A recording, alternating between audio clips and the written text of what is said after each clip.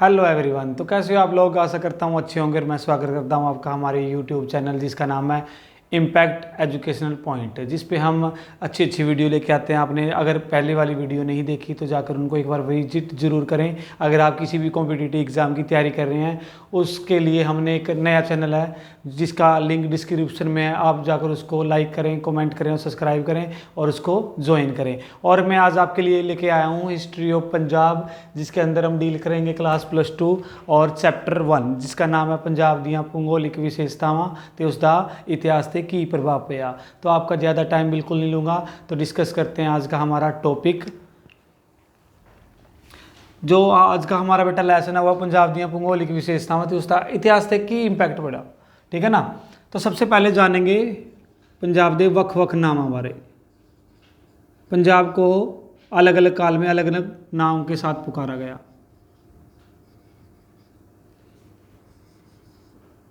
नाम लिख लो इधर बेटा। तो सबसे पहले ऋग्वैदिक काल के समय इसको कहा जाता था सप्त सिंधु।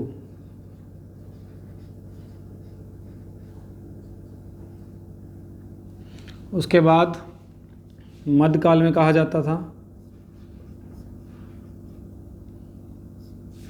लाहौर सूबा।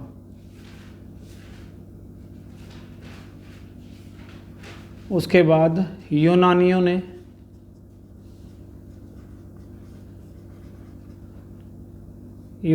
इसको नाम दिया पेंटापोटामिया।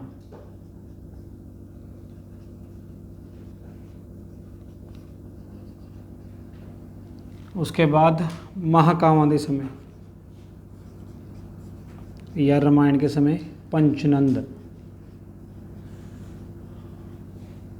उसके बाद अंग्रेज़ों ने इसको नाम दिया पंजाब, यानी पंज दरियावां दी धरती। रिपीट करवा देता हूँ। ऋग्वैदिक काल में इसको कहा जाता था सप्त सिंधु क्योंकि उस टाइम 7 दरिया बहते थे। मध्यकाल में इसको कहा जाता था लाहौर सूबा।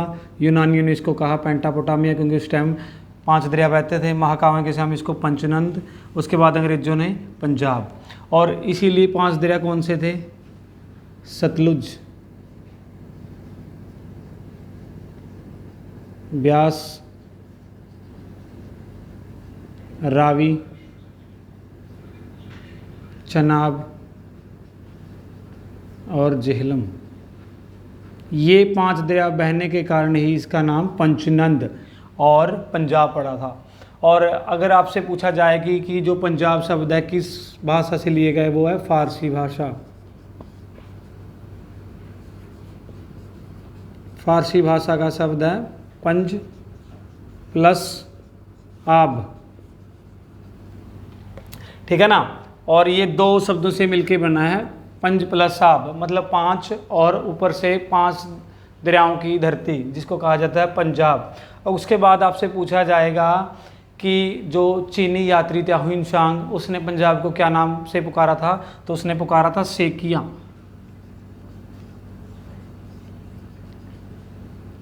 ठीक है। तो ये थे बदलते नाम किसके? पंजाब के, जिसको अलग अलग शासनकाल में अलग अलग नाम से बुलाया गया था।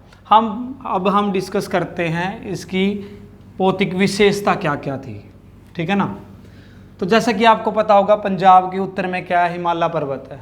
कौन सा पर्वत? उत्तर में क्या है? हिमालय पर्वत।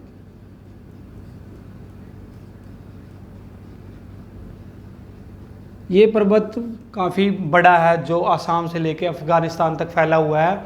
जो हमेशा से इसने हिमालय पर्वत ने बॉडीगार्ड का काम किया है। हमेशा ये भारत का पहरेदार बन के रहा। और इसके बाद क्योंकि जितने भी हमलावर आते थे वो छोटे छोटे दर्रों से आते थे, लेकिन उन्होंने कभी भी नहीं पार किया किसको? हिमालय पर्वत को, क्योंकि इसको पार करना आसान नहीं था। इसीलिए हमेशा से क्या बना रहा? पहरेदार बना रहा भारत का।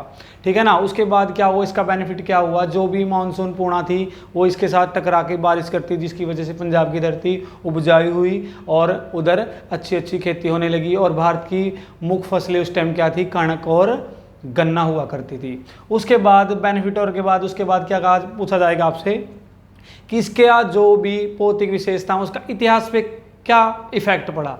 तो हम जानते हैं सबसे पहले आपसे पूछा जाएगा कि इस पंजाब को भारत का प्रवेश द्वार क्यों कहा जाता है, क्योंकि एक साइड में उत्तर दक्षिण में क्या है, छोटे छोटे दर्रे हुआ करते थे जहाँ से कौन हमलावर घुसा करते थे और पंजाब पे हमला कर दिया करते थे।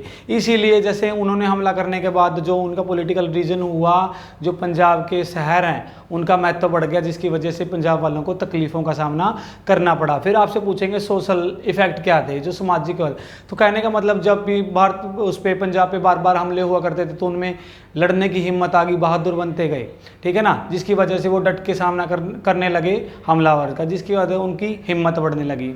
उसके बाद आपसे पूछेंगे रिलीजन यानी धार्मिक क्या इफेक्ट पड़े उसके बाद, क्योंकि आपको पता जाता है कि पंजाब की धरती को हिंदू या जो हिंदू धर्म है उसकी जननी कहा जाता है। उसके अलावा यहाँ पर सबसे ज़्यादा इस्लाम धर्म का भी प्रचार हुआ। उसके बाद यहाँ पर ही गुरु नानक देव जी ने सिख धर्म की स्थापना की, और जिसके बाद हम उनकी पढ़ते हैं 10 गुरुओं की हिस्ट्री यहीं पे भी। उसके बाद क्या हुआ, डायरेक्टली आपसे पूछा जाएगा, मोस्टली जितनी भी लड़ाइयाँ हुई हैं पंजाब में ही लड़ी गई हैं, जिनमें आती हैं first battle of Tarain, second battle of Tarain, third battle of Tarain. उसके बाद हमने जाना कि फर्स्ट पानीपत की लड़ाई 1526 में, सेकंड बैटल ऑफ पानीपत 1556 में, और थर्ड बैटल ऑफ पानीपत 1761 में लड़ी गई। तो हम बिल्कुल डीपली पढ़ेंगे शुरू से, और आपको मैं बताऊंगा ये लड़ाइयाँ क्यों लड़ी गई और इनके पीछे वजह क्या थी। सबसे पहले हम डिस्कस करते हैं 1191 की तराइन की लड़ाई, तराइन दा युद्ध। तो तराइन का पहला युद्ध 1191 ईस्वी में लड़ा गया था। मोहम्मद गोरी जो गौर वंश का क्या हुआ करता था, फाउंडर हुआ करता था। एक तरफ चौहान वंश का राजा कौन था, पृथ्वीराज चौहान, जिसका ओल्ड नेम क्या था, राय पिथौरा भी कहा जाता था उसको। वो दोनों क्या था, देखो उनका आपस में कोई लेना देना था अब तक, किसका, गौरी का और पृथ्वीराज चौहान का। लेकिन गौरी क्या था, बार बार हमला किया करता था साउथ से नॉर्थ में, किसके ऊपर, पृथ्वीराज चौहान के ऊपर। लेकिन बार बार पृथ्वीराज चौहान उसको क्या कर देता था, माफ़ कर देता था, भाई कोई ना, बच्चा है समझ जाएगा। उसके बाद क्या, ऐसे करता करता उसने कितने हमले किए टोटल, पृथ्वीराज चौहान पे 16 हमले किए। लेकिन बार बार क्या करता, पृथ्वीराज चौहान का दिल ही इतना बड़ा था, वो बार बार उसको माफ़ कर दिया था। कहने का मतलब क्या है, आपको पता ही है कुत्ते की दुम कभी भी सीधी नहीं होती, इसीलिए उसने बार बार हमला कर देता था, बार बार उसको माफ़ करता था। लेकिन हुआ क्या, क्योंकि वो उसको हरा नहीं सकता था, उसकी सेना उससे ज़्यादा थी। एक दिन क्या हुआ, फिर आपको पता ही है, पृथ्वीराज चौहान एक लड़की से प्यार करता था जिसका नाम था संयोगिता। वो उसको दिल से प्यार किया करता था, उसके लिए जान देने को भी हाजिर था वो।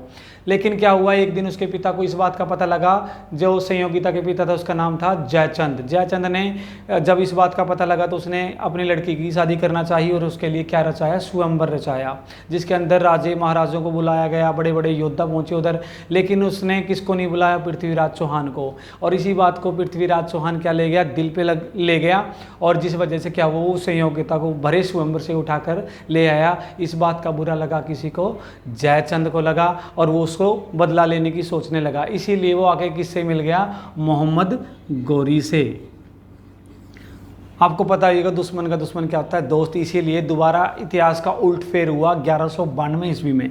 1192 ईस्वी में हुई तराइन की दूसरी लड़ाई, सेकंड बैटल ऑफ तराइन, जिसमें क्या था, आमने सामने से दोबारा फिर थे कौन, पृथ्वीराज चौहान और मोहम्मद गोरी। लेकिन मोहम्मद गोरी का इस बार साथ दे रहा था कौन, जयचंद। और इस लड़ाई में बुरी तरह से हारेगा कौन, पृथ्वीराज चौहान, और इस्लाम धर्म की स्थापना कर देगा कौन, मोहम्मद गोरी। और उसके बाद मोहम्मद गोरी के 4 गुलाम आएंगे जो उधर आके क्या करेंगे, दिल्ली सल्तनत की स्थापना, जिसके अंदर हम पढ़ेंगे फिर 5 वंश, गुलाम वंश, खिलजी वंश, तुगलक वंश, सैयद वंश और लोधी वंश।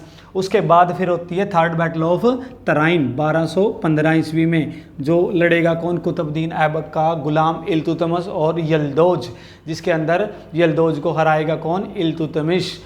और अब हम डिस्कस करते हैं बैटल ऑफ पानीपत को, जो कब हुई, 1526 में। ये बैटल हुई थी, बाबर मुगल वंश का संस्थापक था जो, और लोधी वंश के लास्ट रूलर इब्राहिम लोधी। देखो इसके पीछे भी बहुत बड़ा कारण है, क्योंकि पानीपत का आपने तो पढ़ा होगा, पानीपत की पहली लड़ाई बोल दोगे, लेकिन आपने रट्टा लगाया हुआ है। लेकिन मैं बताता हूँ वजह क्या हुई थी। जिस टाइम था आगरा में कौन था, इब्राहिम लोधी। इब्राहिम लोधी आगरे में था। पंजाब का सूबेदार हुआ करता था दौलत खां, दौलत खां लोधी, और उस टाइम दिल्ली में था आलम खां लोधी, जो किसका चाचा हुआ करता था, दौलत खां लोधी का। तो बात क्या हुई, दिल्ली की गद्दी किस पे थी, आलम खां लोधी पे। आगरा में कौन था, इब्राहिम लोधी, पंजाब का सूबेदार हुआ करता था दौलत खां लोधी। ये दोनों ने क्या बनाया, प्लानिंग बनाई कि हम आगरा की गद्दी किससे लेंगे, इब्राहिम लोधी से। इसीलिए ये इब्राहिम लोधी की सेना से सामना नहीं कर सकते थे, इसीलिए उन्होंने इनविटेशन दिया किससे, किसको, बाबर को। और उनको पता लगा कि बाबर नाम का एक लुटेरा है जो इंडिया में आया हुआ है, वो हमला करता है वापस चला जाता है, इसीलिए इनविटेशन दिया किसने, दौलत खां लोधी। और आलम खां लोधी ने किसको, बाबर को, और बुलाया। तब जाके बाबर ने 1526 में लड़ी गई बैटल ऑफ पानीपत, जिसके अंदर हारेगा कौन, इब्राहिम लोधी, विद किसके साथ, स्ट्रैटेजी का। क्योंकि जो भी बाबर था सबसे पहले इस्तेमाल करेगा, बाबर क्या करेगा, पानीपत की लड़ाई में पहली बार इस्तेमाल करेगा गोला बारूद और तोपों का, जिसकी वजह से हारेगा कौन, इब्राहिम लोधी, और बेइज्जती महसूस नहीं कर सकेगा, इसीलिए मैदान में ही मारा जाएगा कौन, इब्राहिम लोधी। और जीत किसकी होगी, बाबर की। और बाबर फिर क्या करेगा, मुगल वंश की स्थापना करेगा। फिर इसके क्या आएंगे जो उत्तराधिकारी हैं, जो बाबर का बेटा कौन आएगा, हुमायूं, हुमायूं का बेटा अकबर, अकबर का बेटा जहांगीर, जहांगीर का बेटा शाहजहाँ, शाहजहाँ के बाद आएगा औरंगजेब, ठीक है ना। उसके बाद आपसे पूछा जाएगा सेकंड बैटल ऑफ पानीपत की, सेकंड बैटल ऑफ पानीपत किसके बीच में लड़ा गया था, तो 1555 में हुई थी, 1556 में हुई थी सेकंड बैटल ऑफ पानीपत, जो हेमू और अकबर के बीच में लड़ी गई थी। फिर आपसे क्वेश्चन पूछा जाएगा कि 1700 जो थर्ड बैटल ऑफ पानीपत कब हुई थी, तो वो हुई थी 1761 में अहमद शाह अब्दाली और मराठाओं के बीच में। तो ये थी जितनी भी निर्णायक लड़ाइयाँ हुई, तो जो पंजाब की धरती पे ही लड़ी गई हैं सारी की सारी लड़ाइयाँ। तो आशा करता हूँ आज की वीडियो आपको अच्छी लगी होगी, सारा आप कॉन्सेप्ट आपका क्लियर हो गया होगा। फिर भी अगर किसी बच्चे को किसी भी तरह का डाउट हो, किसी भी तरह की दिक्कत आए, तो कमेंट में मेंशन बेटा ज़रूर कर दिया करो, ताकि हमें भी पता लगे कि कुछ स्किप ना हो गया हो। और अभी तक अगर किसी ने हमारा चैनल सब्सक्राइब ना किया हो, तो प्लीज़ जाकर सब्सक्राइब करें और बेल आइकन दबाना बिल्कुल भी ना भूलें। आज की वीडियो में इतना ही, कल मिलते हैं हम नेक्स्ट चैप्टर के साथ, तो तब तक के लिए थैंक यू।